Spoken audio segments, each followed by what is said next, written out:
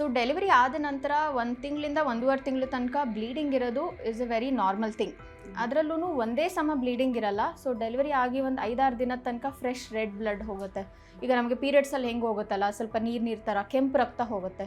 ಕೆಲವೊಂದು ಸಲ ಅದರಲ್ಲಿ ಕ್ಲಾಟ್ಸ್ ಇರ್ಬೋದು, ಗೆಡ್ಡೆ ಥರ ಹೋಗ್ಬೋದು, ಚಿಕ್ಕ ಪುಟ್ಟ ಕ್ಲಾಟ್ಸು, ಒಂದು ಸ್ವಲ್ಪ ಪೇಯ್ನ್ ಬರೋದು, ಎಸ್ಪೆಷಲಿ ಎದೆ ಹಾಲು ಕುಡಿಸ್ತಿರುವಾಗ ಸ್ವಲ್ಪ ಜಾಸ್ತಿ ಕ್ರಾಂಪ್ಸ್ ಬರೋದು ಎಲ್ಲ ಸ್ವಲ್ಪ ಕಾಮನ್ ಇರುತ್ತೆ.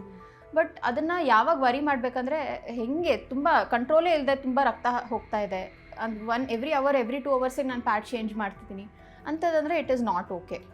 ಸೊ ಹಾಗೆ 1 ವೀಕ್ ನಂತರ ಕಲರ್ ಚೇಂಜ್ ಆಗ್ತಾ ಬರುತ್ತೆ. ರೆಡ್ಡಿಂದ ಪಿಂಕ್ ಆಗುತ್ತೆ, ಪಿಂಕಿಂದ ವೈಟ್ ಆಗುತ್ತೆ, ವೈಟಿಂದ ಸ್ವಲ್ಪ ಟ್ರಾನ್ಸ್ಪರೆಂಟ್ ಡಿಸ್ಚಾರ್ಜ್ ಆಗಿ ಅದು ಜನರಲಿ 6 ವೀಕ್ಸಲ್ಲಿ ಎಲ್ರಿಗೂ ಬ್ಲೀಡಿಂಗ್ ನಿಂತೋಗುತ್ತೆ. ಸೊ ಈ ಕಲರ್ ಚೇಂಜ್ ಕೂಡ ಗ್ರ್ಯಾಜುವಲ್ ಆಗಿ ಆಗ್ತಾ ಇರಬೇಕು. ಹಾಗೆ ಬ್ಲೀಡಿಂಗ್ ಅಮೌಂಟ್ ಕೂಡ ಸ್ವಲ್ಪ ಕಡಿಮೆ ಆಗ್ತಾ ಇರಬೇಕು. ಸೊ ಯಾವುದೇ ಟೈಮಲ್ಲಿ ನಿಮಗೆ ಬ್ಲೀಡಿಂಗ್ ನಿಂತಿದ್ದು ಸಡನ್ಲಿ ಮತ್ತೆ ಸ್ಟಾರ್ಟ್ ಆಯಿತು, ಅಥವಾ ಪಿಂಕು ವೈಟಿಗೆ ಬಂದು ಸಡನ್ನಾಗಿ ನನಗೆ ಬ್ಲೀಡಿಂಗ್ ಸ್ಟಾರ್ಟ್ ಆಗ್ತಿದೆ, ಸಡನ್ನಾಗಿ ತುಂಬ ಗೆಡ್ಡೆ ಥರ ಹೋಗ್ತಾ ಇದೆ, ಅಥವಾ ಅತಿ ಹೆಚ್ಚು ನನಗೆ ವೀಕ್ನೆಸ್ ಫೀಲ್ ಆಗ್ತಾ ಇದೆ, ತುಂಬ ಪೇಯ್ನ್ ಆಗ್ತಾ ಇದೆ, ಆ್ಯಂಡ್ ವೆರಿ ಇಂಪಾರ್ಟೆಂಟ್ ಅದರಲ್ಲೇನೋ ವಾಸನೆ ಬರ್ತಾ ಇದೆ ಅಂತಂದರೆ bad smell in blood is never a healthy sign. So definitely bleeding ಒಂದು ಸ್ವಲ್ಪ ಆಲ್ಟರ್ಡ್ ಸ್ಮೆಲ್ ಇರುತ್ತೆ, ನಮ್ಮ ಪೀರಿಯಡ್ಸ್ ಥರ ಇರಲ್ಲ.